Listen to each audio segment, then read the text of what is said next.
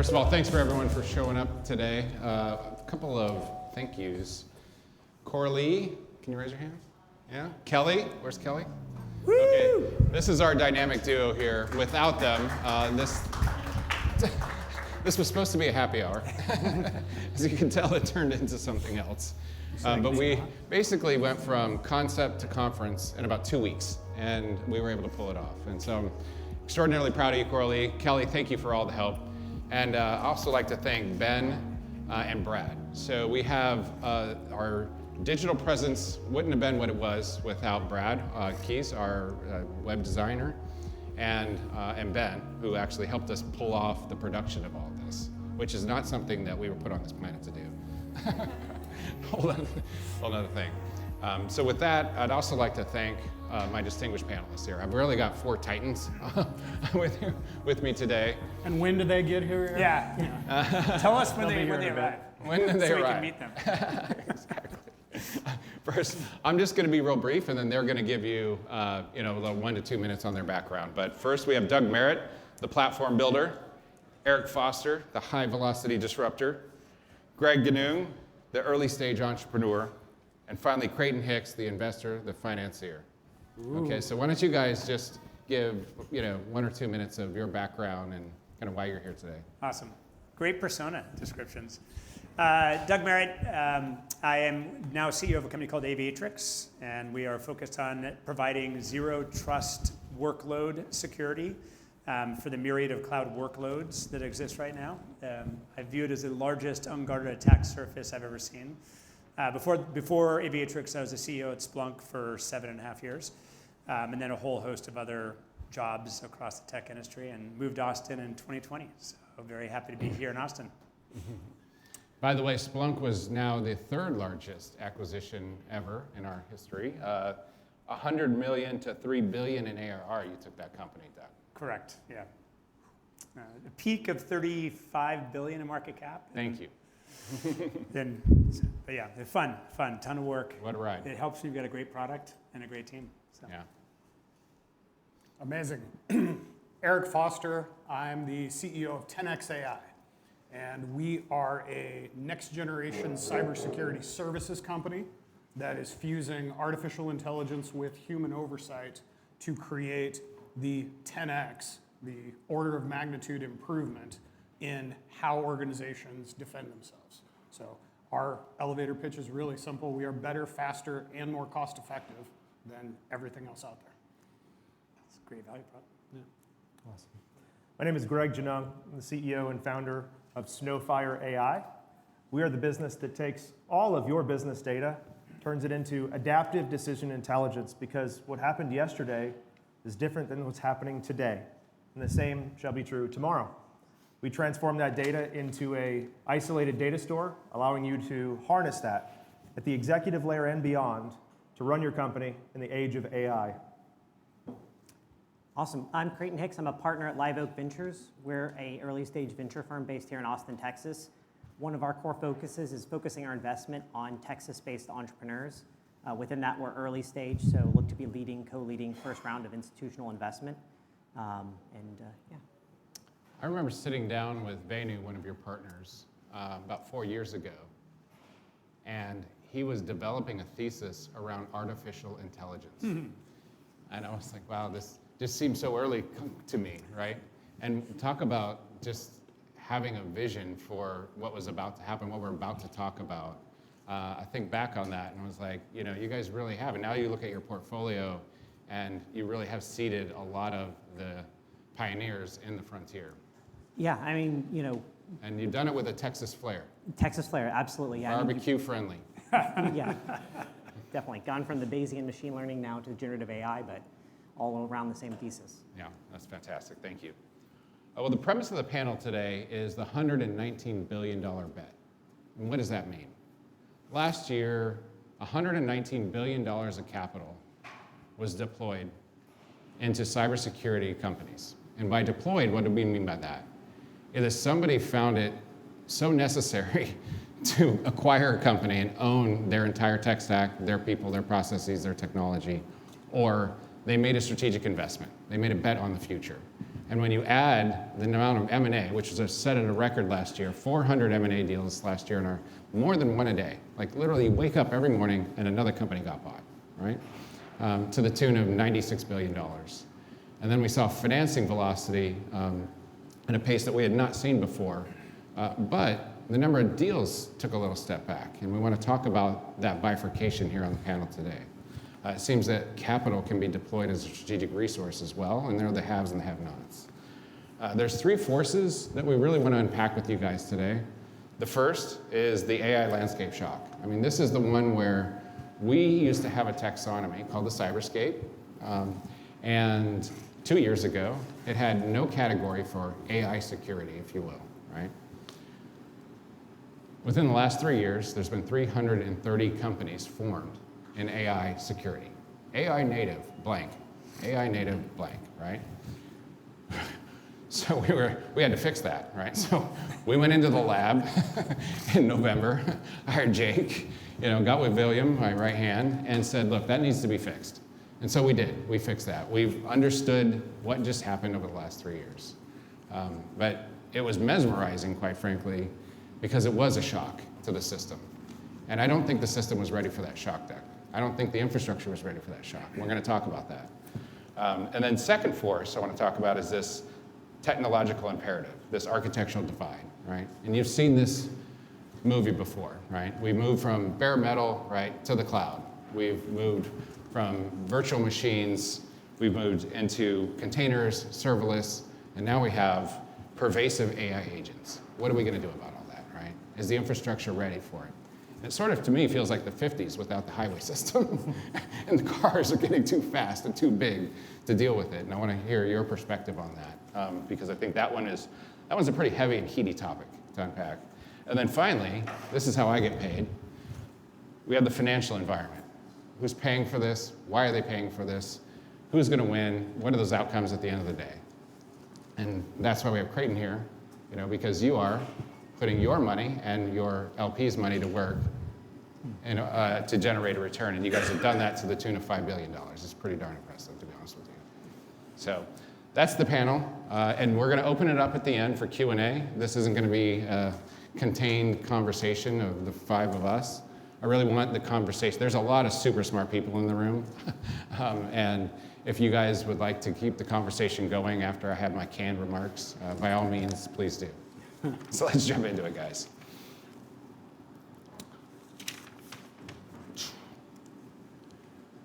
Why this conference, okay? Why this gathering? We did something 3 months ago where we went into our research lab and we wrote this report called the Cybersecurity Almanac. We took every single transaction that we track. We get up every morning and we track every deal in the space. Not just what happened, when did it happen, why did it happen, who did it, and what's next. Trying to be predictive, right? Really adding that next contextual layer to the advice to our clients. So we said, okay, we see it, right? And then we said, okay, what,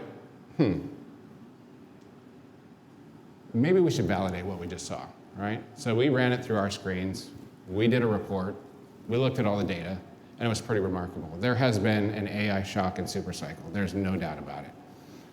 So the point of the panel is, let's talk about it. And let's get, in my opinion, four of the smartest people that I know in my network to get this conversation started. And this is just a kickoff. And so with that, I'm going to get into the first thread with you guys. And I'm going to start with you, Doug. Okay. The AI landscape shock, speed as the defining variable. The Almanac describes AI security as the fastest growing subsector in cybersecurity history. 397 vendors now. This was typed up yesterday morning, so there's probably 401. Yeah. 330 of those were formed within the last 36 months, right? You've navigated major platform transitions before. PeopleSoft to SAP, on-prem to Splunk. How does the AI transition compare to previous technology cycles? I think humans are struggling right now with first principles and foundational thinking. When I look at the the speed of what's happening with AI is unprecedented. Yeah. Most of us are old enough to have lived through the dot-com boom and the mobile boom, and those were pretty fast. The cycles are absolutely insane. But the foundational levels of our industry are so simple. And I think that we get distracted so easily now. While the models are actually becoming thoughtful and very synthesizing, we're becoming binary and very transactionally oriented, which is fascinating to me as humans. And I think we need grounding mechanisms to make sense of it all. When I think about our industry, it's super, especially from a cyber lens, it's actually really fundamental. You've got entities acting on compute, talking to entities acting on compute. And we would have called that humans, and now you got to call it agents and a bunch of different entities. And this OSI 7-layer stack still exists. Like there's a whole bunch of breadcrumbs that have existed for 50, 60, 70 years on how does technology work and what are the different elements of a technology stack, and then therefore how do you secure those. And I think the cycle we've got to go through is getting better at slowing down while the industry is moving so quickly and mapping things back to where they fit on the landscape. It reminds me of the dot-com boom and the client-server boom and the mobile boom, where you came up with new terminology for a variant on things that already existed. And that's where I think your report can help is there's only so many spots in the bingo card, and AI creates new thinking on how to manage those areas of the stack. But the fundamentals are still the fundamentals. Yeah. And you don't have to reside in a tech hub, whether it's Austin, Texas, whether it's Silicon Valley, whether it's Boston, wherever, Silicon Prairie, somewhere. Now Washington, D.C. is woke up. It's New York and DC it's kind of awoken to this. Can you maybe just, for those that didn't read the imperative from the White House, could you just explain to that, to us, I guess, at a high level, what the new White House imperative really means? So I'm not sure how many of you guys read it. It's actually not a bad read. It is. and I think there are some really thoughtful and decisive elements of what the White House came out with. I don't think we've ever concretely named the adversaries as much as the White House has. And leaning on industry to actually do their part. We've got a bunch of different standards bodies around the world, both U.S. bodies and international bodies, that try and decode that landscape for people, NIST and MITRE and CISA and NSA, and everybody's publishing all the time. And I think it did a really nice job of wrapping in AI and the need to use AI and defend AI more aggressively, and trying to fund a little bit more emphasis on cyber skills. I think it missed a few key areas, and we've got a point of view from Splunk. When I look at how do you secure a cloud landscape, there's really two elements that need to be in place to make sure that cloud landscape is fundamentally secured at a very low base level. You need to make sure that data is encrypted in transit, and you need to make sure that every workload has got inspection of every packet going into that workload and going out to that workload, and a decent map of communication channels between those workloads. And it's more of a scaffolding. I think it still needs a little bit more work from the industry around it to fill in the scaffolding. But I think I'm really proud of the White House and the nation for realizing that our way of life literally does not function at this point in time without a healthy technological ecosystem. If you want to shatter the American dream, go shut down 2 major airlines, 2 major retailers, 2 major healthcare providers, and 2 banks on the same day at the same hour. And we've got to make sure that doesn't happen. Like, if I were Iran, that's more what I'd be focused on than sending a bunch of drones to my neighbors.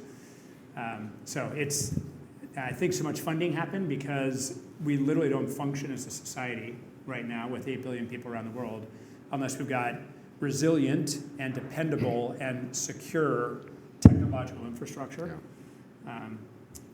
So it's a good call to action, I think, for the industry. I couldn't agree more. I mean, we have trillions at stake. So 119 billion to protect what's GDP up to now? Yeah, exactly. 2 trillion. 32 trillion. So there's a lot on the line here. Foster, I'm going to call you Foster. So Eric and I have known each other for a long time. We're good friends. I remember him pitching the story, or the concept of 10x on a beach in Florida on Memorial Day 2 years ago while you were sitting on the sidelines. And now to see you really put this to an action, and the speed at which it is moving is absolutely mind-boggling. So that's what I want to get to, right? This AI shock. You are one of the speed demons, okay?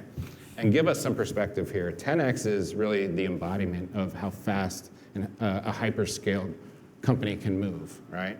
You went from 10 million in revenue in 6 months. You went from stealth to 10 in 6 months. The number this year is, I almost can't even put it on paper and read it. I don't think people would believe me.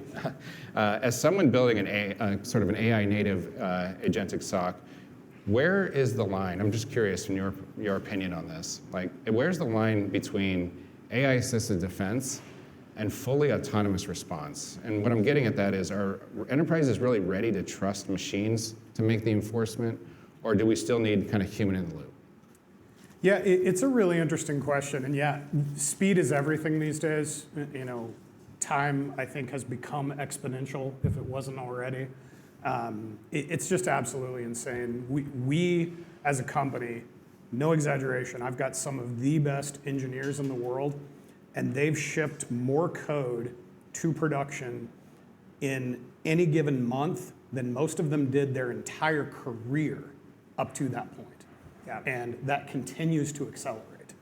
Like, if you're moving at that pace and then you're like, well, the next month I actually shipped more code that month than I did my entire career, including last month. So, but you ask an interesting question, and there's so many great, if nothing else, the AI memes have been worth it all. Like, if we're sitting here at the end, fighting the Terminators, just the memes alone will have been worth all this. The great meme of, there was this, I think from the 1970s of, no computer can be held accountable, so no computer can make a management decision. That was literally like on IBM's wall in the 70s. We've obviously moved past that a little bit in software, and I think we're also seeing movement past that in artificial intelligence. But the point you raise, which is, I believe every single platform shift we've ever been through, the cloud, mobile, the internet in general, computers, all of them came through a human layer. You didn't just show up one day and go, oh, this cloud thing is here, let's just go turn it on and everything will work. Right. You brought a whole bunch of people to you are literally one of the people who maybe navigated the move to the cloud better than anybody on the planet. Like, Splunk was this on-prem crazy thing, and then, oh, there's this weird thing we're gonna create called Splunk Cloud, and we're gonna move a bunch of people and shift there. But it didn't happen just tech. It wasn't just you snapped your fingers and went. It was people that moved you to the cloud, that provided services, that, human-led machine enablement. Yeah, machine assisted. Exactly, and that's what the future of artificial intelligence is going to be for me, at least how the platform shift occurs. It's going to be people making the decisions, people at the controls, people doing things much more efficiently. It's where we got the name of the company, this idea that AI plus human equals an order of magnitude of 10x. But I'd wager that you've got autonomous decisions being made for low consequence actions, right?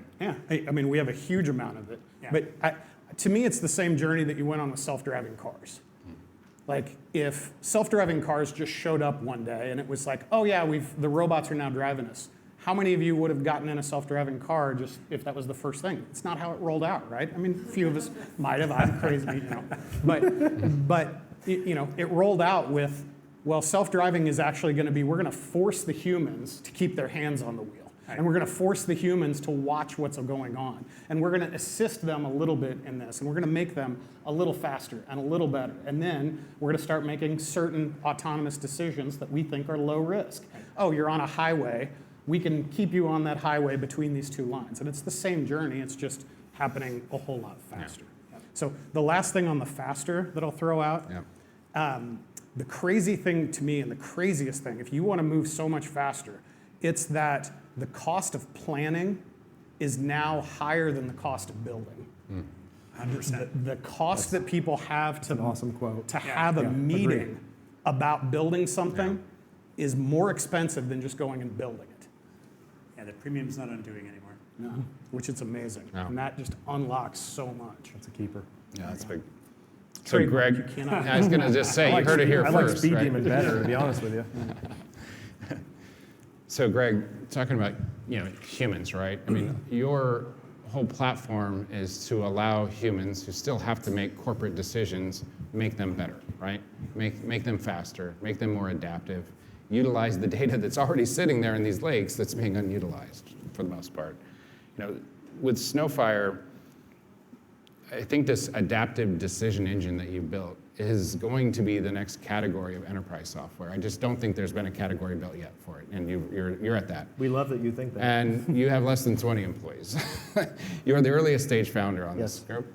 And I think the sky's the limit for where you're going to take this.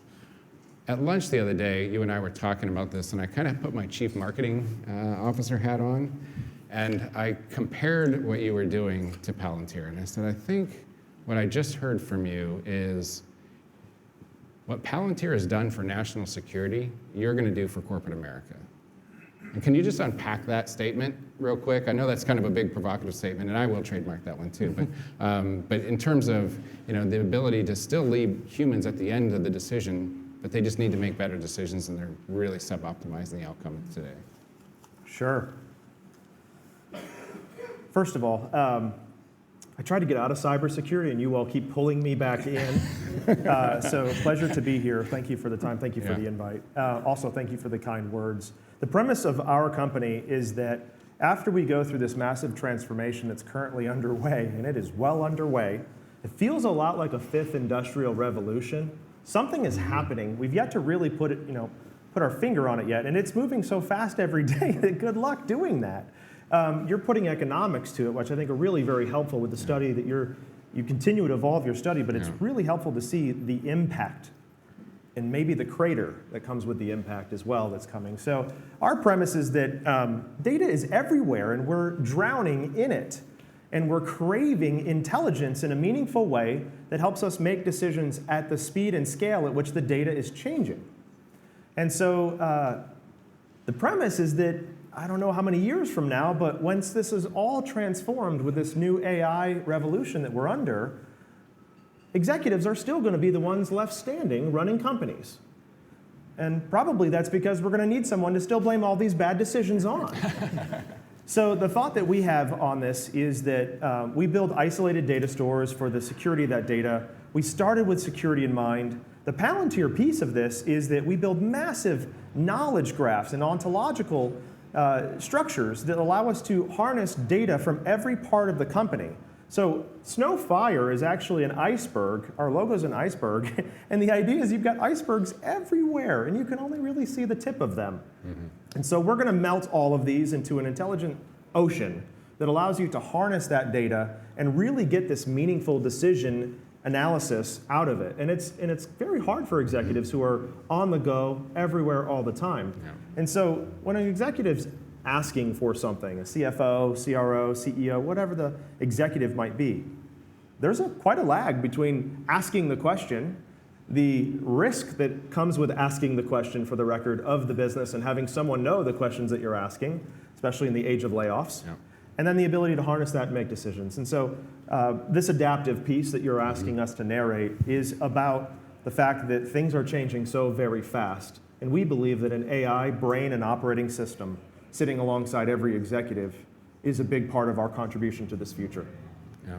So Greg, are you building a dynamic personalized knowledge graph for each of your customers that's derived from all the independent, non-connected data stores? Yes. Okay.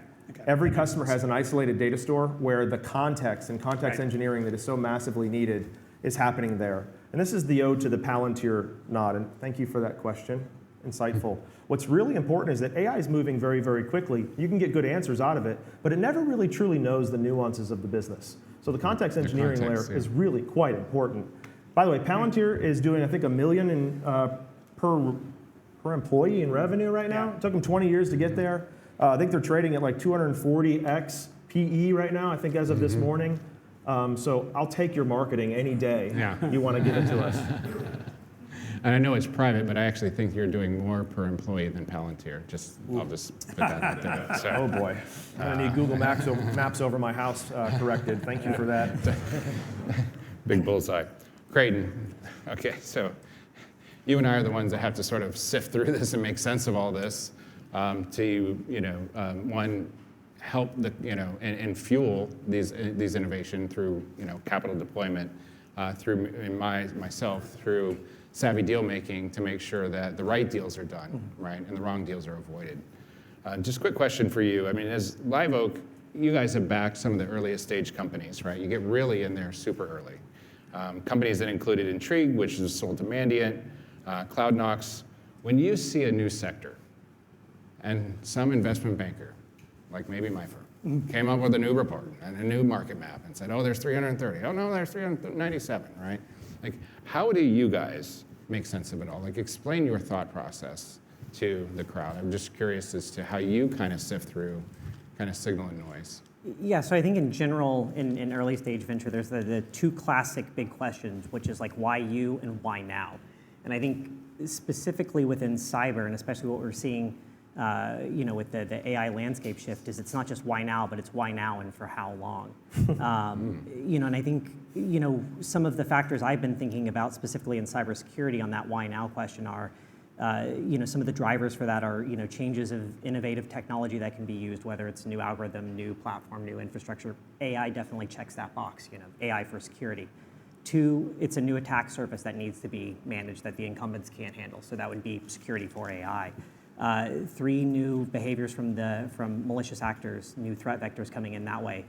4, new organizational or employee behavioral changes, like the shift from in-office to remote hybrid. Right. Or 5, regulatory compliance. So you have all of those things that create the opening of the window, for the why now.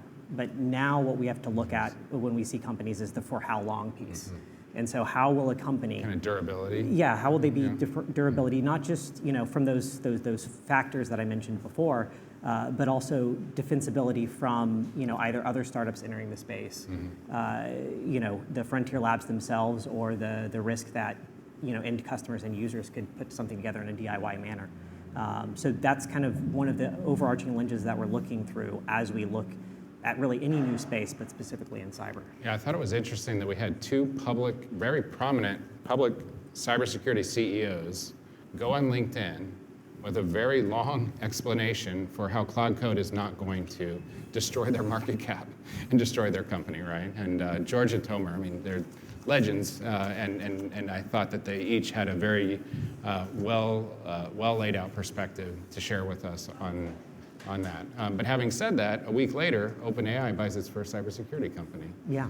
So this is 3-dimensional chess, in my opinion, and we're going to see it very interesting play out over the next couple of years. Yes, definitely. Yeah. Well, I think we should move on to the second force here, and this is the heady one. And Doug, I'm going to lead with you on this one, but the technological imperative, right? So you have these guys building these companies, right, on top of infrastructure that exists, and why is infrastructure the problem? Is probably what I really want to unpack here with you. AI workloads don't land on a clean slate, right? They land on enterprise architecture that was already fracturing, a sort of multiplicative complexity, not additive complexity, if you will. AIxCYBER sits at the infrastructure layer where this plays out in real time.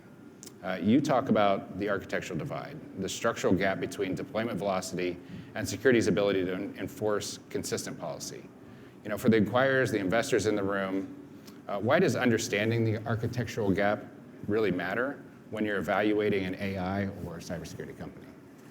I don't think it's a conversation that we really have. We're just starting to have this conversation. Yeah, it's the how do you boil a frog problem. So I'll just use the cloud as a metaphor for what the average CISO is dealing with. 20 years ago, there would never be a data center built without resilient security, and especially network security. You bought the land, you ensured that you had the infrastructure guys in to build the lowest cost and highest performance infrastructure, and you ensured that there was effective network security through that data center. You protected the data center from the internet. If we really look at the cybersecurity industry, how did it grow up? Protect compute and individuals from the internet was the key driver. Before that, it was virus detection on laptops and badging and retinal scanning systems in front of data centers. The internet changed everything. The cloud inverted that approach. You brought the dev teams, the DevOps teams to your data center after it was built when you were sure that it was really resilient and secure. Developers didn't like that a lot because you had to wait on people that were not the developers to actually provide the environment for you. AWS upended that really elegantly, but you inverted the traditional orientation. AWS sprang up, and then Azure and GCP and OCI followed years later. The developers got there first, and all the people that were there to try and ensure that that infrastructure was going to be managed appropriately have been chasing after that ever since, which is part of why cloud is such a problem. And the cloud vendors did an incredible job of saying these are the most secure data centers ever built. Their job was to make people comfortable moving virtualized workloads into the cloud, and people are usually pretty proud of the security they had in their data centers. And they were factual. I don't believe that there are a lot of malicious people roaming the data centers of GCP or Azure or AWS. Not a lot of people, period. Not a lot of people, period. And they've done an excellent job of cyber defense within those data centers. The shared responsibility model that it's in every contract we sign, but they don't emphasize very deeply, is we're certifying that the data center is secure. You're putting everything that you put in a virtualized fashion around our data center, you are 100% responsible for. And that most of those workloads land there because developers quickly sprung up a VPC or a VNet or a workload so that they could quickly do their job because the CEO is breathing down their neck to ship meaningful product. So we now have the average environment, like again, you just think about, you've still got edge and on-prem, and you've got package traversing, a very complex hybrid landscape that for most organizations includes 2, 3, or 4, or 5 or 6 clouds, with sovereign data as a big issue. And that average landscape now not only includes very different architectures across these multifaceted data centers, but it's a mix of traditional stateful workloads, VM tethered workloads, a whole host of containerized workloads, which have a completely different architecture, usually governed by Kubernetes. There are a whole bunch of serverless constructs, Lambda, Cloud Run, Azure Functions, that behave completely differently than those other two. And now you've got agents flooding into, MCP servers and agents flooding into that environment as well. Yeah. There is no perimeter. When I talk to a CISO, it's like, yeah, I've got Palos guarding my perimeter of my cloud. I've got to really pause and slow down. It's like, okay, show me the perimeter of just US East in AWS. Like, where is it? It doesn't exist. You've got 1,000 or 2,000 workloads in there. Every single one of those has its own perimeter. The internet is the primary networking construct within those clouds. Like, most of the workloads you care about are directly internet addressable. Just start with S3 buckets as an example. And most of the workloads now are ephemeral. They don't have a dedicated IP address. So you just go to the basics of network security. I've got to be able to stop bad things from happening on a communication channel. I need to know what to address to actually make that occur. That is the environment that agents are landing in. Most agents are, MCP service agents are containers. They're sitting as part of a cluster, or they're serverless functions. And there is no network security fabric across that landscape for really any enterprise that I've seen out of the thousands I've talked to over the past couple of years. That divide is not a bad thing. Like, it is what it is. It's what companies had to do, have a bunch of different workloads and quick iterations so they can meet the demands of their business, be very liberal on where they put those so they can meet the demands of their business. The issue for the cyber community is no matter how it got there, it's your job to make sure that you've got pervasive visibility and pervasive remediative controls to secure that environment.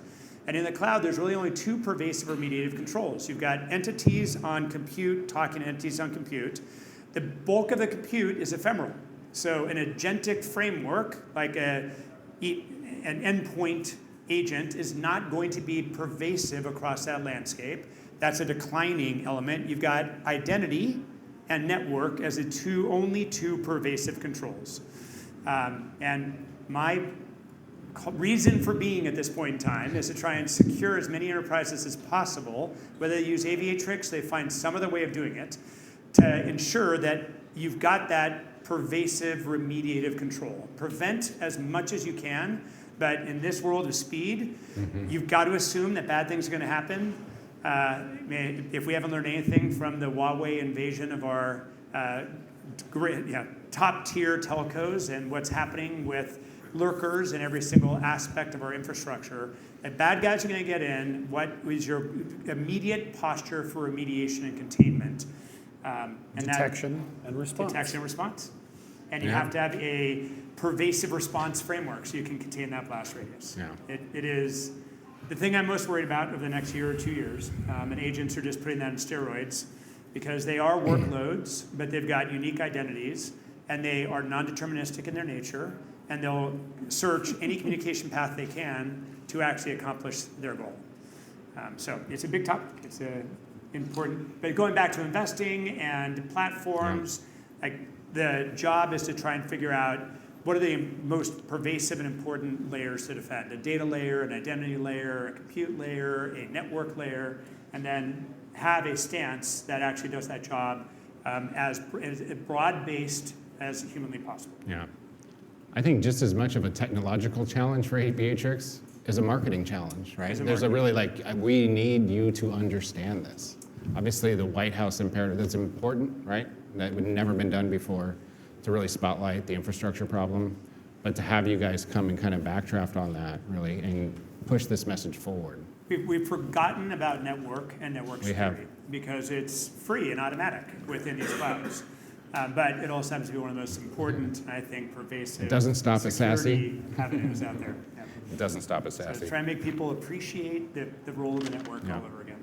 I like how you guys kind of riffed on this, detection and response there, because this is a good segue to getting your insights on the problem. You sit at that operations layer, right? You're really in that security operations, kind of where the problem, right, meets the solution, if you will, right?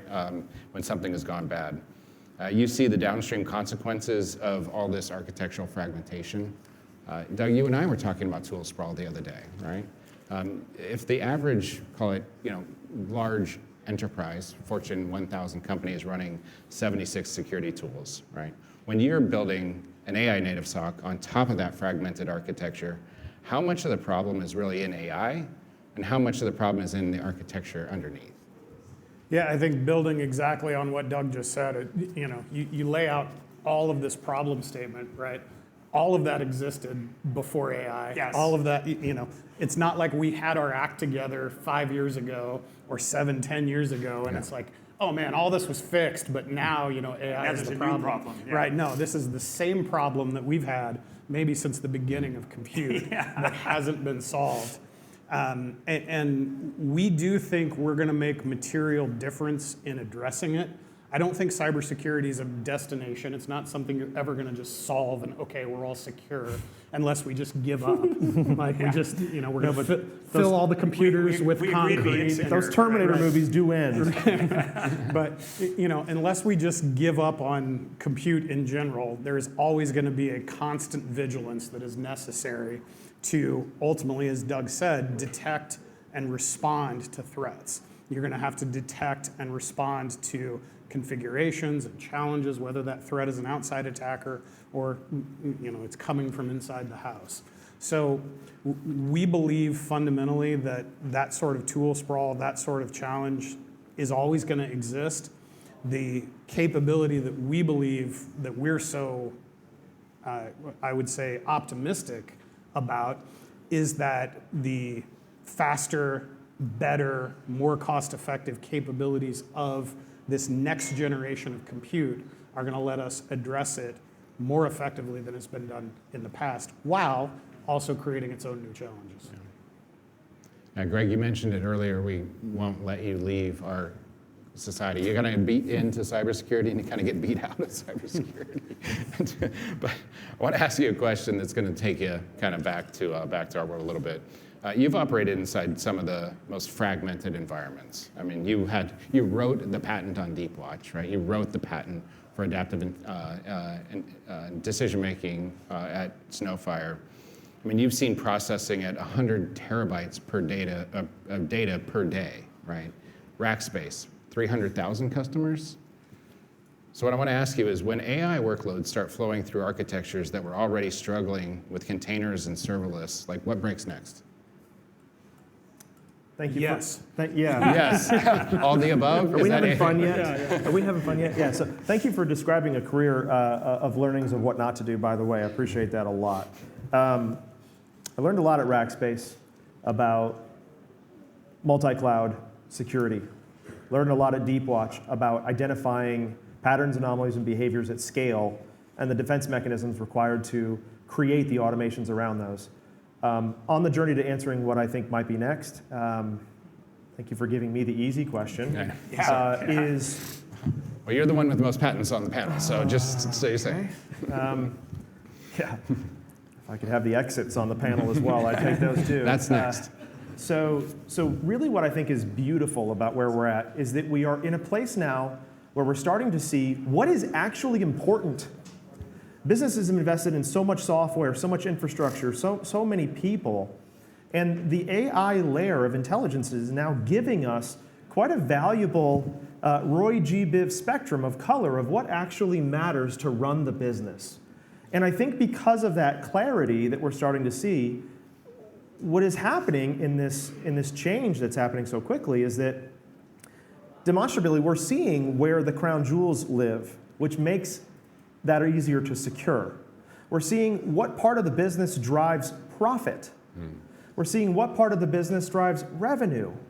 We're seeing what of the workforce, human capital, all of the investments across the board are providing the highest amount of utilization. Essentially, I'm describing a really painful world where there's nowhere to hide anymore.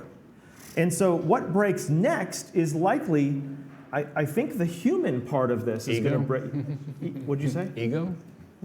Hubris? That is incredibly deep. Yeah. Wow. Would you agree? Yeah. That's incredibly deep. Another panel? Another panel. I think another panel. That's really interesting. I think what we're seeing is that, and I think in AI and in security, the last 25 years for me, unfortunately, I have seen so many charlatans. Mm-hmm. And it's really not easy to hide anymore. Yeah. Yeah. And it's not easy to build and compete at scale anymore. Mm-hmm. I think if I could whack, these guys already had great taglines, and you put me in with Palantir, which I don't even know what I'm going to do with that now, except crave the multiples.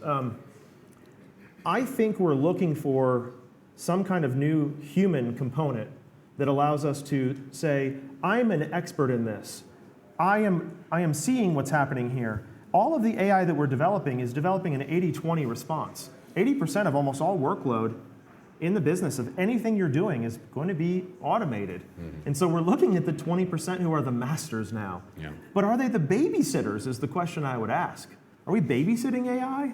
Is that where this breaks? So I'm thinking that the break is actually in our workforce. We're going to have to adopt much more quickly than we have had to in the years. And I think the experts there are a couple of them in the audience that I know are incredible with keyboards. Their accelerative has changed overnight. Yeah. I think what breaks is policy. I don't think that the policy is in place for a future where there's been this much dislocation. Atlassian just announced 1,600 jobs today. It's only 1,600, but those were 1,600 people. Right. That had 1,600 families. Thousands of others that probably 10,000 people relied on them financially. Yeah, right? If we could add, that seems to be in style now too. That used to be the quiet part you don't say out loud. Mm-hmm. Yeah. And we need to address that, because is there a retooling of our entire human workforce that needs to be done? Should there be an AI tax on these hyperscaler companies that are where all the wealth seems to be concentrating? I mean, it's a provocative question, and I'm not trying to get political on this panel at all. But when you said what breaks next, and it touched a little heartstring with me to think, I think it's policy, and I think it's people that break next. For 2 years, I've thought that if OpenAI and Anthropic and everybody, Grok, wanted to put their money where their mouth was on this could be dislocated for jobs, they would have said 2 years ago, 10% of our gross revenues are going into a fund. Yes. And it's like the Salesforce 111, whatever the heck the pledge was, and we challenge everybody else to contribute because we know there's going to be dislocation. Yeah. Like that's what we're in the business of doing. And how do we help guide all the dislocated with some degree of skills retraining, or I know it's kind of a form of UBI. Education, Right, At the education. vocational level, at the community college level, at the. I don't think we're going to run out of work for humans to do. It's just moving from X to Y. Like, you spent 30 years becoming the best lawyer in the world, and now there's no more legal jobs. Like, you're not going to correct that over 6 months or 12 months. Yeah. But yeah, there's no question that's coming. All Like, right. I don't think anyone will debate that any longer. I will actually. I'll take the exact opposite side of this. So to me, what breaks is the economy, but not in the way everybody thinks. The economy is going to break because the next 15 or 20 years are going to produce the most GDP in the entirety of human history. 30 years from now, you're going to look back on those sci-fi movies of like flying cars and mega cities and everything else, and you're going to go, wow, it's amazing they got all this right. Yeah. They just got it off by like 30 or 40 years. Yeah. And I agree with you completely, but the human dislocation So no, in the middle of so, that so is let what I'm worried about. You got what you and wanted. no. This is the part that I'm going to take the exception. Okay. So if a software engineer, so software engineers are the perfect one where everybody goes, oh my God, why would you go to school to be a software engineer anymore, right? That's crazy writing code. So if I can hire a software engineer today, and you, fantastic business person, when you hired a software engineer at Splunk, you had a business case for them that was, I'm going to go pay this guy $150,000 a year, let's say, back then, maybe, and and he or she is going to produce $1 million in economic output for you. If you can hire a software engineer for $150,000 or $200,000 today, and that person produces $10 million of economic impact, do you hire more or less software engineers if you're a good business person? You would absolutely hire more. Absolutely. AI is going to create the largest boom in job creation that has ever existed in human history. It's going to create the largest boom in GDP that has ever created in human history. Yeah.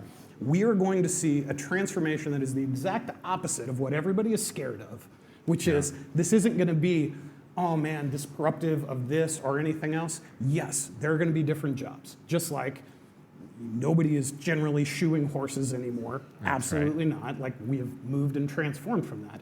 But you're going to see knowledge work explode. You're going to see technical work explode, or we're all going to die, and there's nothing in between. The Transformers take over. Well, okay, first of all, we do in Texas still shoe horses. So I know you've been here 15 minutes, but that's still a thing. Second of all, I don't know where we're going. hey, I got to do this. Okay. You got him going. Let's keep him going. That's good. We talked about getting spicy. Well, I think this is it. So you're describing what is very economically real, but it doesn't flow through to the masses. What you've described doesn't make its way back to the populace. It may not. Yeah. If you can come, so if you've got this co-pilot that can help you make better decisions, your value of making those decisions economically increases significantly, right? So if, for example, you had this management tool that sat next to you that took all of your data and put it into an ontology and helped you make better decisions, and I can make that person make significantly better decisions, can I take somebody who used to be shoeing horses and teach them much more effectively and efficiently to add value to my business, better, faster, more cost effective with this kind of tool? I think it's going to take policy to get there, passion. because we used to talk about the internet divide. And there used to be communities that had slow dial-up internet while the rest of us were on fast, DSL, then cable, right? And there was this internet divide. Is there going to be an AI divide? And if there is, there will definitely be haves and have-nots, and the largest expansion of GDP in the history of humankind. And if it's concentrated in a few people named J.P. Morgan, and I wouldn't disagree, by the way, that like and not to pick on JP Morgan, the future is never evenly distributed. I don't necessarily believe that every single person is going to, but just as another example, even today, in the United States, the standard of living for the poorest among us is higher than anybody appreciates. rates. Yeah. It's higher than the richest 300 years ago. Absolutely. And I believe, as much as we like to, potentially have those conversations, and I'm not saying we shouldn't have charity, I'm not saying we shouldn't care for those kind of people, but you put that into the human context of like the poorest among us have cell phones and live in wonderful houses with air conditioning. A lot of them do, et cetera, et cetera. And they run Somali daycares. It's really amazing. There's so many like amazing things that have developed in our country, and I believe fundamentally in the future of America. I believe fundamentally in the future of the economy. I believe 30, 40, 50 years from now, the poorest among us are going to be richer than some of the richest today. And Amen. I couldn't agree more. And then I'm curious to see the puts and takes as we get there. Oh yeah. And what happens. And we will get there. This country is 250 years old We this will year. either get there or we'll be taken Or out we're by the all cyber. dead. Yeah, it's one of the exactly. two. It's very binary. That's right. I agree. On that sobering note, Thank you for coming. we have one more force. And this is the force where that I think we spend our most time in, and that's really the financial environment, right? Who gets funded, who gets acquired, and who gets left behind. So I want to end on that. The Almanac reveals that the market has really bifurcated at this point, guys. Capital is concentrating. Every decision maker in the room needs to understand the financial physics of this. So Doug, I'm going to start with you. You've taken a company from 100 million in ARR to 3 billion. You've taken a company to a $35 billion market cap. I want to talk about IPO readiness, essentially. What has changed today? Has AI influenced what IPO readiness means? You're in a company that is on an IPO path, and you have IPO backers. When you look at who's backing your company, it's really kind of built to potentially be a public company one day. You're a public company CEO. So what is your perspective today? Because it seems like the rules have changed, whether the bulge bracket banks are creating the rules, whether the market environment is creating the rules, but the rules have changed. I'm not sure they've changed. Yeah?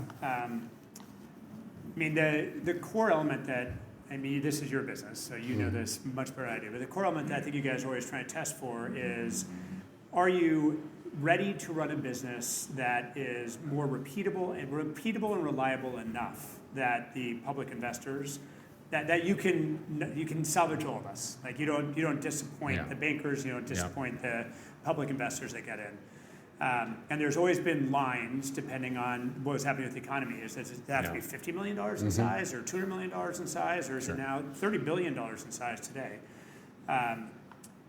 I think maybe the rules haven't changed, but the tolerance of risk has changed? I think So do you think that confusion there's nowhere to hide? Yeah, I think confusion is, I think there's so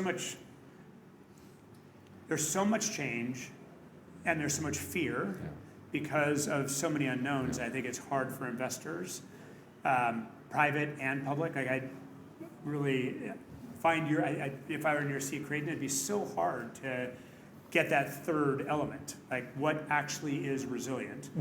And it's Creighton, what if you had an AI co-pilot that could make sense of all your data ontologies to help you make better management decisions? Creighton invests in people. Is that something that I could put you in today? I would be very interested. Creighton is an incredible human investor. He has an incredible intuition for people, and at his stage, I think they're a little bit different. As you get into the later stage, I think the dynamics change quite a bit. Yeah. You can't hide from the math. right. It's definitely a number to me. That's that. Can you run a reliable business or not? Yeah. I like the word repeatable a lot. Yeah. I think that's an underutilized word. Can you repeat this over and over again? Which means you have long-term sustainability and value. And I think that's what we're all under the microscope around right now. It's very interesting. Is your innovation repeatable? Right. Is your customer base sticky? Is your moat deep enough? Do you have the right pricing and financial model? Which is, again, what the investment banking community works pretty aggressively to test to make sure this thing is ready to come out in the market. And maybe the rules haven't changed, but the standards have. Right. I have no idea what the standards are right now. Like, why?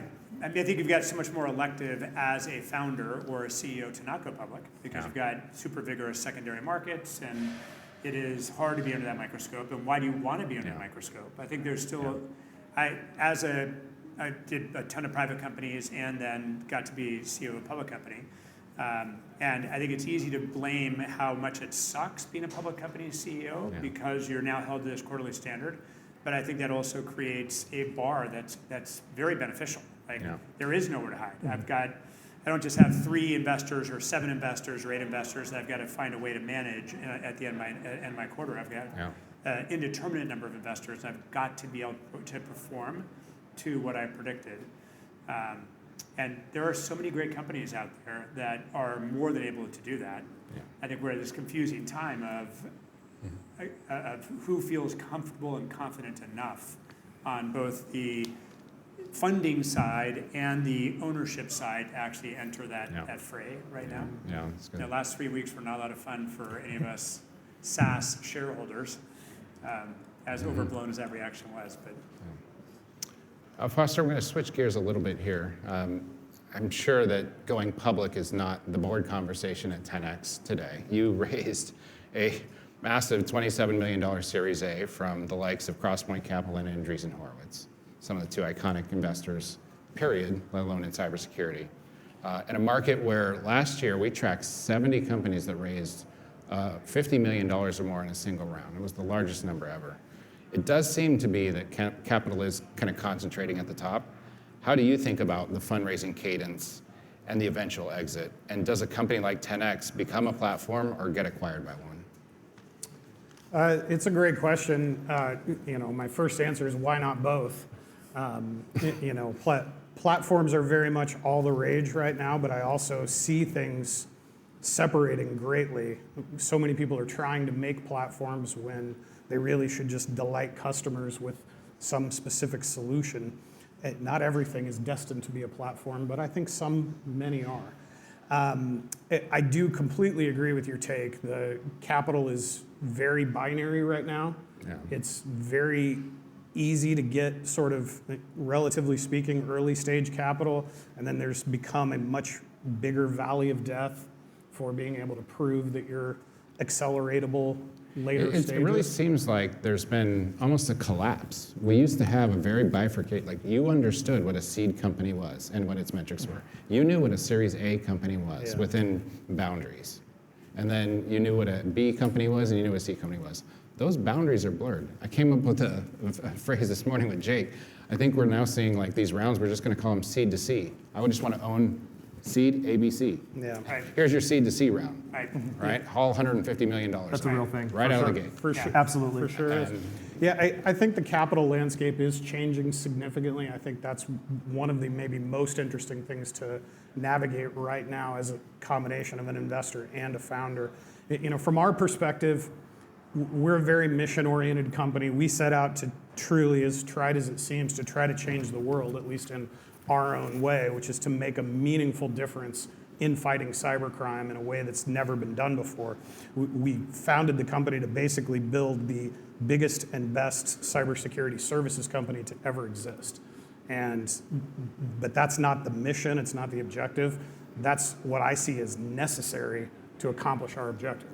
And so, it definitely changes how you think about things, how you fund the company, the partners you pick, the amount of capital you take in.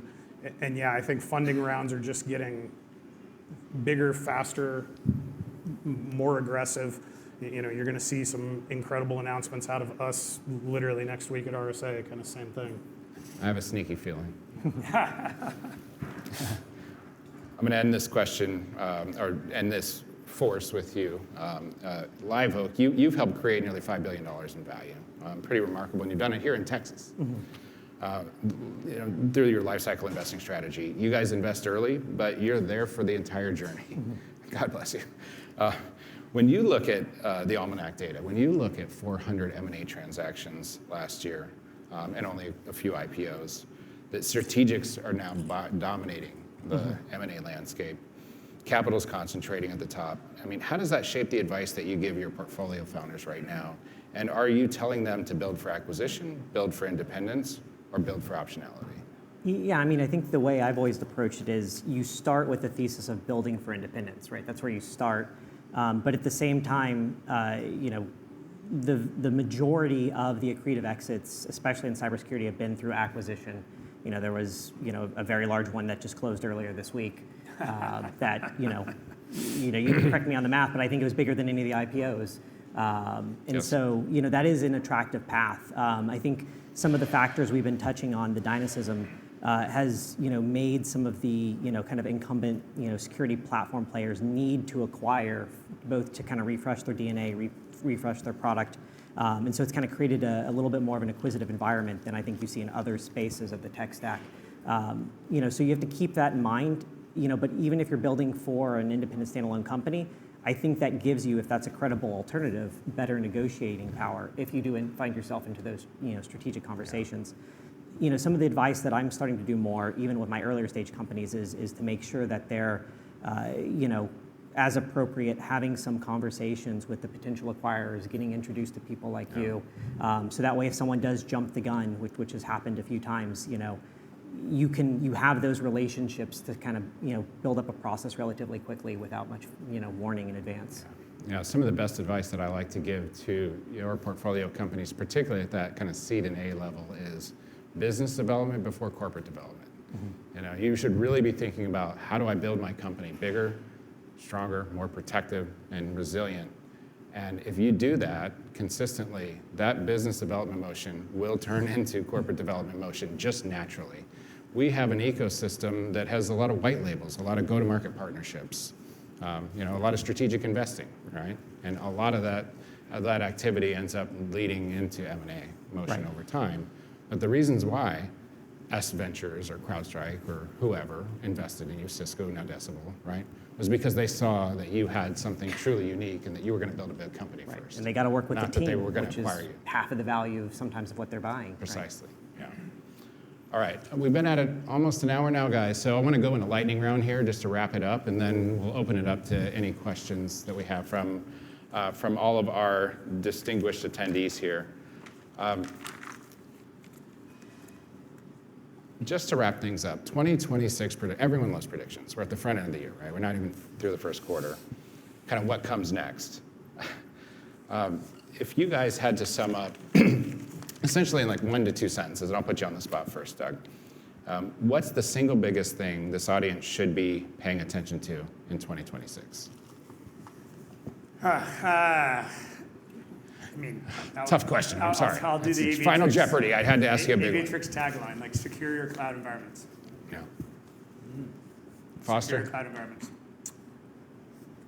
Scarcity of interesting economic goods. Wow, Ah. I'm gonna write that one down. We're doing taglines, I can tell. Greg? Those who ask the best questions will lead tomorrow. All right, Creighton. Yeah, Lead us home. Yeah. So, how do we start to think, more formally about like the AI supply chain? How does that integrate across parties? What is the intersection of, AI supply chain and TPRM? And how do we make sense of all that? Yeah. All right, so I just wanted to thank everyone for joining us. This has been an opportunity. If anybody has any questions, raise your hand, interact with the panel. Otherwise, we are carting you from the bar. We can do it. Gentlemen, cheers. Yeah. Thanks, everyone. Thanks, guys. Or we get out of Appreciate the it. way and let the bar reopen. I know. I feel like there's questions out there. I sense a revolt. Yep. Sorry. Yes, let's do it. Short and loud. They were- All right. Sure. Can't see you. I'll try not to over. It's not on. We can hear you. Yeah, I know. So, how do all of you think about intellectual property ownership in this AI environment? Because we have mixed messages coming between the EU and the US and Congress. If you're building or augmenting your dev, your finance, whatever business process with AI augmentation, how are you protecting it on an IP side? Well, I'd say we're about done here. Yeah. Thanks, Charisse. Appreciate that. I know that's mine, unless anybody else wants to take ahead. it. Yes, that Go is. ahead. Yes. I'll start. Here's what I would say. You need to be ready to defend. The whole purpose of intellectual property protection is to defend. It is the ability to characterize with proper description and complete accuracy what you have around your castle, known as your moat. The ability to defend is incredibly powerful, in my opinion, in the future that we have ahead of us. There's going to be a lot of agent-to-agent stuff that you'll see that's coming through that's really unique. Specifically, our patent, for example, we think all the agents out there ought to be adaptive. We think everything you build should be adaptive, and if it's not, quite frankly, we think you're quite behind. So for us, what we chose to do was to call that moat early. It was one of the very first things we did when we figured out that what we built worked, was to get right on that train. Thank you, Pillsbury, here in Austin. They're wonderful to work with. Shout out to my Pillsbury guys. But I think it's really important to know that what you're going out to protect is something you probably are going to need to protect. And in this new world, you better be ready to write a $10 million check to even begin that process. Yeah.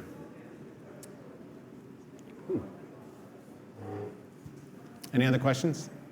So the average Russian had a better standard of living in 1955 than 1915. Did the ends there justify the means, or would the world be a better place had there been some other policy alternatives considered in the interim? I missed the first part of that. I think the average Russian, sorry, what? The average Russian had a better standard of living in 1955 than 1915. Did the ends justify the means there, or would the world be a better place if some alternative or policy pathways had been considered in the interim? I definitely don't believe that standard of living should be the primary decision point for anything in human life, and just making an observation about the fact that it is going up. I would argue that the primary governing side should be morals and behavior more so than economic output or anything else, Yeah. to answer the question. That's a good answer. Shri? Question, Doug, based on your background on Splunk, I experienced using Splunk as an MSSP. I built a whole. And he'd like an apology. Whole business model on using the Splunk, delivering Splunks to customers. I believe you're building a great aviatrix. My question to you is how do you see aviatrix differentiated from Orca or Wiz? What is that Orca or Wiz missing that you're doing? What is the what that we're missing? Orca and Wiz, those two products, ORCA. Yeah, completely different. Completely different. So the why I am focused on identity and compute and network, identity endpoint network as the foundational layers, is there's a difference between visibility and interrogation and runtime execution. Wiz is a phenomenal product, and they probably deserve the 32 billion plus given the skill with which they built that, and it does provide extremely needed visibility. It doesn't have any enforcement and blast radius containment capability. They're dependent on a set of tools and people to actually do that work. And so we actually integrate with Wiz at Aviatrix. We really are grateful for the security graph and the vulnerabilities and misconfigurations that they provide. Our job is to execute those so at the network layer, so that we can actually make that environment much more safe. So it's cooperative with the Orcas and Wizes and others. And thank you for that great question. Yeah. Any other questions?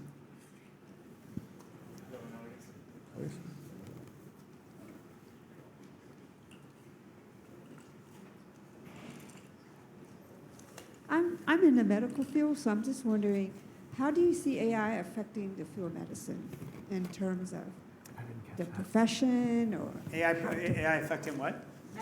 medicine? It's so funny to me that in today's world, the general principle right now is you shouldn't use an AI to diagnose anything related to anything medicine. That is completely off the chain. But we can use artificial intelligence to make much more impactful decisions in every single way. But asking it to output, here's my symptoms and what do you think I might have, is completely off the root. So I think medicine is fundamentally changed by artificial intelligence, but I also think everything is fundamentally changed by artificial intelligence. But man, I can tell you from firsthand experience and significant amount of empirical data around this. The artificial intelligences are better today than the vast majority of medical professionals at almost everything related to diagnosis and identification of a variety of things in medicine. And I think it's going to change a lot of things once they navigate how to do that. I'd like to tell a quick story. Please. Sure. We found something very interesting happening in the medical field in one of our customers recently that's doing phase 2 testing. I cannot share names. However, we had a company that's one of their competitors failed their phase 2 test. These are multiple tens of billions of dollars types of investments that are happening in the deepest of analysis. And it turns out that we were able to do something very unique, like pull together demographic data that was able to take the failed study from the competitor, the demographic study of the existing customer, and show genomic indicators for new areas of the planet where you can go and do the test in the way in which the competitor failed. So they were able to pivot during their phase 2 to be able to do genomic testing where places like Guatemala, Costa Rica, and other parts of the planet have certain genomic indicators for a higher probability in a phase 2 approval. Wild stuff. Wow. And so, I mean, you can kind of dream about the future of these things applied to very complex genomic types of things.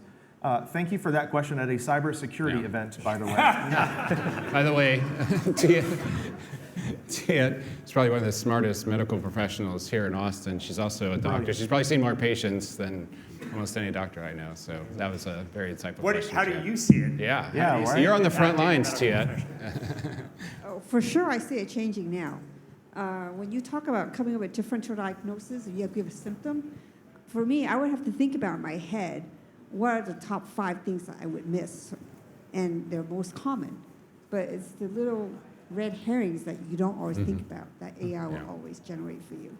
And then in terms of like radiology and pathology, you know, doctors are looking at imaging and picking out the abnormalities on a picture, but AI can do that now, right? Yeah. I mean, there's a little speck that shouldn't be there. The human eye can miss that, and AI won't. In terms of looking at tissue pathology, detecting cancer, right? You're looking at tissue, AI can look at the color difference between one tissue sample versus another and tell you that there's something wrong there. Yeah, So by the pixel. I think it's amazing, but I still think the profession needs to be there still, because there always has to be somebody accountable for those decisions. And Oh, you mean doctors are going to be there in the end, too? somebody's going to have to get sued if something goes wrong. So somebody has That's to be great. accountable. Well, and the medical profession to me is one of those other common examples that I use here of the practical demonstration of Jevons paradox of more demand, not less. There's more demand today for radiologists than have ever been in history. Why? Because the price of radiology has fallen significantly, especially companies like Function Health that are doing this. Like, you can go get scanned twice a year for a fraction of what it used to cost to do a single scan. And so the demand is just off the charts. I just did my Function Health blood Absolutely. panel Oh, on no. Friday and Saturday. Yeah, and and the results are rolling in, and it's getting into my head a little bit, honestly. Everyone should use Like, it. once you have those 200 biomarkers in your head that you didn't know about, now, so maybe there's a mental health aspect to this as well. Like, there's, HD, you had a question. Yeah. Is there a cybersecurity company that should not use AI? That to me is like asking, is there a company that shouldn't use a computer? And to me, you know, and again, and I will freely admit, I'm very biased. I'm very, you know, I'm in a very specific position here. I'm not at all not disclaiming all of that. But it's the other way around for me. I'm not talking my book. I rearranged everything in my life to go pursue this because I see it as the most transformative thing that has, and I was through the dot-com era, I was through the initial computer era. I may not necessarily always, I'm told I look like it, but I've been doing this for 33 years in cybersecurity. I've been through all of these platform shifts, and I fundamentally believe that this is that.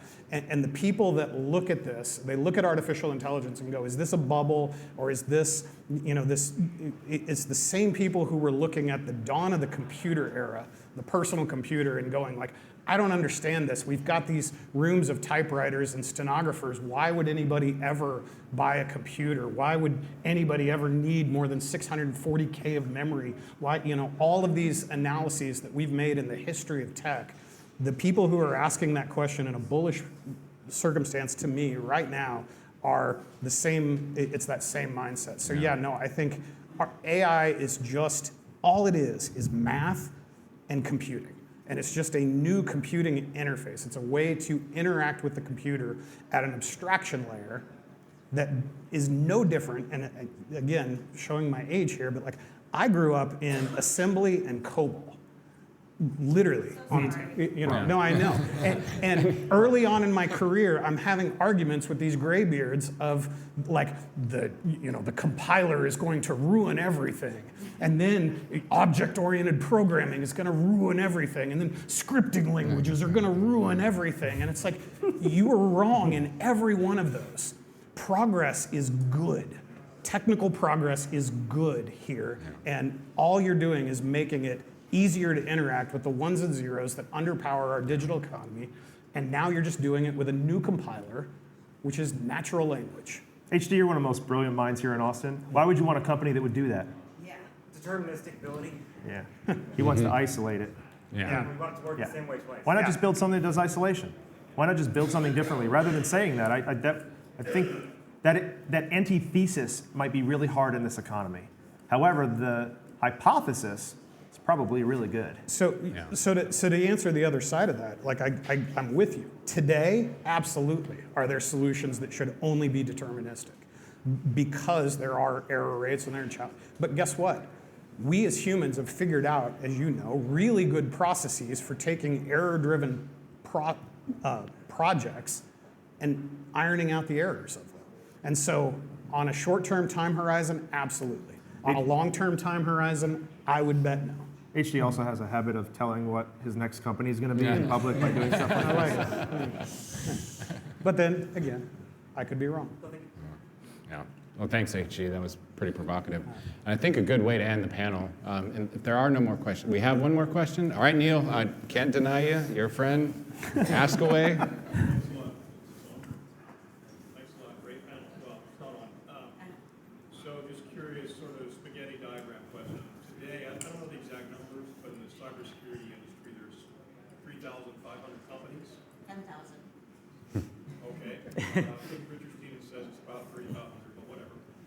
You guys have mentioned that there's about 350 sort of brand new AI companies that have spawned in the last 18 months. Sure. How many cybersecurity companies do you think there are 3 years from now? More. A lot more than there are now. Incredibly more. Exponentially more. So you don't see consolidation because of just compute power, analytics? No. If anything, you have the one-man band thing that really stretches this incredibly far. So you believe the market gets splintered? This guy's company's name's 10X. What happens when you get to 100? I think I also own 100X, by the way. Good talk. That was a good hedge. That was a good hedge. I agree, but I think it's barbell. I think there's a lot of consolidation that does happen in the market, and market cap and market share and a lot of those things. And I think there are way more companies than ever. I think there are the solopreneurs. I think there are, a giant fragmentation of that. And in fact, if I'm making like a bigger economic prediction, it is that. And that's one of the things that to me is going to drive and save SaaS licensing and all these other things is like, yes, you're going to sell less licenses to, Pillsbury, but there are going to be, they as a company might buy less licenses, but there's going to be thousands more companies to buy your licenses, and that's going to make What he didn't ask that he really wants to know, though, is like, what does the new revenue per employee look like in this model he's describing? That's the question we should be asking. Very unique future. If we go back to why are there so many IT ops and cyber companies, we keep inventing waves of new architectures and capabilities. And we keep failing to secure them. Well, yeah, we for sure keep failing to secure them. But we also it's difficult to retire the last generation. And the thing that was built for XYZ technology has a very difficult time elegantly scaling to cover that next technological architecture. So you've got to build another tool for that. And people want consolidation, but as long as we have multiple generations of technology, they need to be secured. Like, are there more effective ways to integrate those so that the signal is more manageable and you get better visibility? But going back to runtime, like if you really want to effectively stop something from doing something, it's got to be integrated at a fairly rudimentary layer. And maybe if we can auto-generate everything going forward, and the SaaS apocalypse is true, you could recreate some org that would be able to cover everything, but I just don't think, the economics are always going to be in covering the next exciting thing, which then creates another set of tools. But let's go back to how do you secure networks, how do you secure databases, how do you secure different compute architectures, and every time there's a change, you get a new specialized tool to do that job more effectively. We've just heard the description from the doctor of the perfect Rube Goldberg machine. And from the M&A person on the panel, I call that job security. Yes. Any other questions from the crowd? Well, thanks, everyone. Let's give a round of applause here. Thank you, guys.